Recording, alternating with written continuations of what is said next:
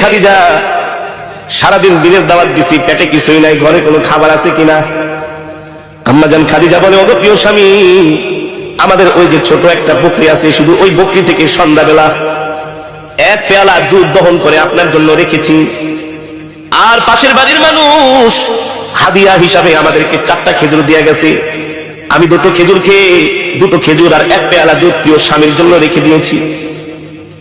আপনাদের কাছে আমার প্রশ্ন, সারাদিন না খাওয়া মানুষের কি এক পেয়ালা দুধে কি পেট ভরে, তৃপ্তি মিটে?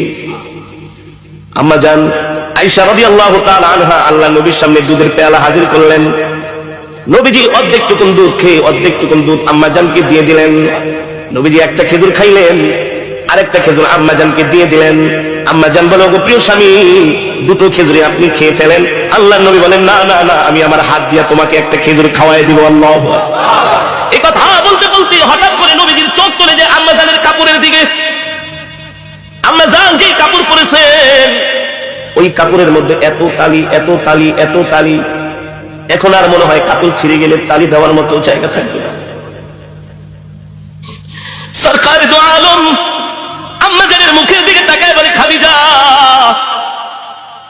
এ খাদিজা, 40 মণ স্বর্ণ নিয়ে আমাকে বিবাহ করলা, কতটা মাস হয়ে গেল, ঠিক মতো কোনোদিন ঘরের বাজারও করি না, বাজার সদাইও আনতে পারি না, না খায়া থাকো। আজকে দেখলাম তোমার কাপড়ের মধ্যে এতগুলো শিলি। ও খাদিজা, একবারও বাজারের জন্য বললা না, কোনদিন বললা না বাজারে যাচ্ছেন, বাহিরে যাচ্ছেন, কিছু খাবার নিয়ে আসেন, এই কথাও বললো না। আমার কাপড় ছিঁড়ে গেছে, একটা কাপড় পর্যন্ত নিয়ে আসেন।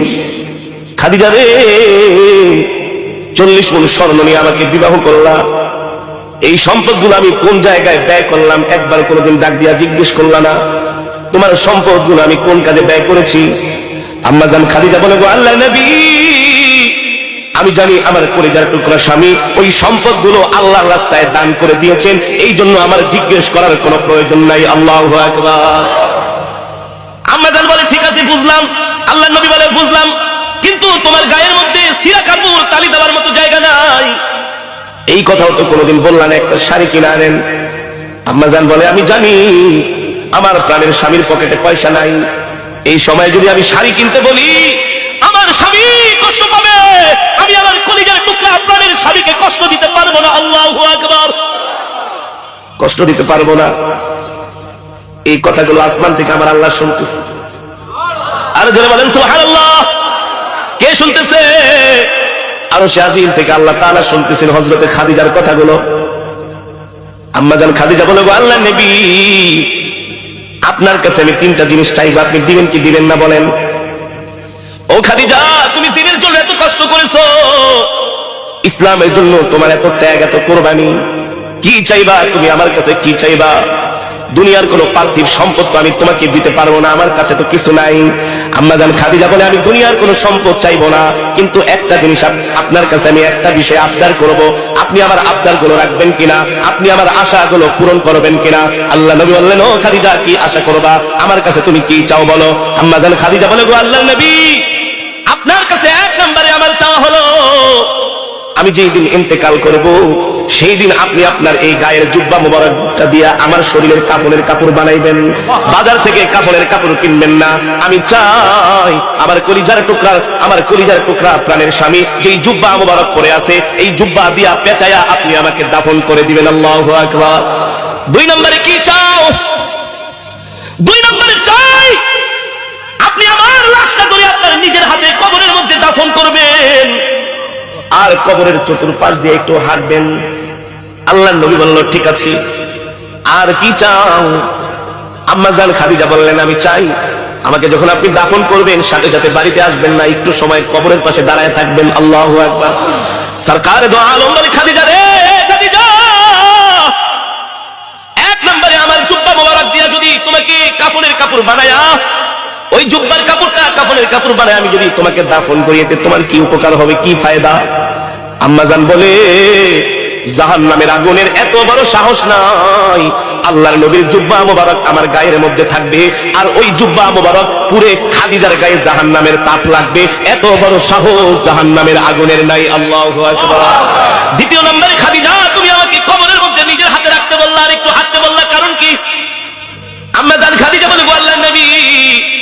কোনো কারণে যদি আমি কবরে ধরা খেয়া যাই, কবরের মাটির এত বড় সাহস নাই। আল্লাহ নবী যে মাটির চতুর্পাশ দিয়ে হাঁটছে, ওই কবরের মাটি আমাকে ভেদ করে 2-4 দিক থেকে আমাকে কবর চাপা দিবে। এই জায়গায় আল্লাহ নবীর পা মোবারক পড়েছে, ওই মোবারক পা মোবারকের জায়গা ভেদ করে মাটি এক পাশ থেকে আরেক পাশে যাবে, আরেক পাশ থেকে আরেক পাশে যাবে। এত বড় সাহস কবরের মাটির কোনোদিন হতে পারে না। আল্লাহু আকবার। দ্বিতীয় নম্বরে, তুমি আমাকে বললে আমি কিছুক্ষণ কবরের পাশে দাঁড়ায় থাকবো। আপনি কিছুক্ষণ কবরের পাশে দাঁড়ায় থাকবেন, এর কারণ হলো মুনকার নাকির ফেরেশতারা যখন সওয়াল করার জন্য আসবে, আপনি আমার সওয়ালের জবাবগুলো দিয়ে দিবেন। আল্লাহু আকবার। যারা বলেন আল্লাহু আকবার। আল্লাহর নবী সরকার দো আলম বলেন, এ খাদিজা, আমি তোমার শর্তগুলো মেনে নিলাম, আমি তোমার শর্তগুলো মেনে নিলাম। আসমান থেকে আল্লাহ জিবরাইলকে পাঠিয়ে দিয়েছে, এ জিবরাইল, যাও যাও যাও, আমার বন্ধু শুধু আমার খাদিজার এই শর্তের সাথে আমার বন্ধু একাত্মতা ঘোষণা করে নাই, আমি আল্লাহ আমার বন্ধুর সাথে একাত্মতা ঘোষণা করেছি। আল্লাহু আকবার। কারণ আমার খাদিজা দ্বীনের জন্য, আমার দ্বীনের জন্য এতটা কোরবানি করেছে, স্বয়ং আমি আরশের মালিক খাদিজার উপরে সন্তুষ্ট হয়ে গেছি। ঠিক আম্মাজান খাদিজা রাদিয়াল্লাহু তাআলা আনহা যখন ইন্তিকাল করলেন, আম্মাজানের কথা অনুযায়ী আল্লাহ তাআলা আমার নবী সব ব্যবস্থাগুলো করলেন। কিন্তু যখন আম্মাজানের লাশটা যখন কবরের মধ্যে শোয়ানো হলো, বারবার নবীজি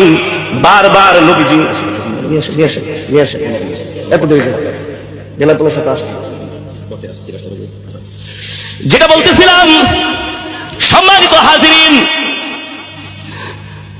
আম্মাজান ইন্তেকালের পরে বারবার সরকারে দো আলম ইমামুল আম্বিয়া সাইয়্যিদুল মুরসালিন খাতামুন নবিয়্যিন আল্লাহর নবী বারবার আম্মাজানের মাথা, চেহারা মোবারকটা আম্মাজানের বারবার কিবলার দিকে ফিরায় দেয়।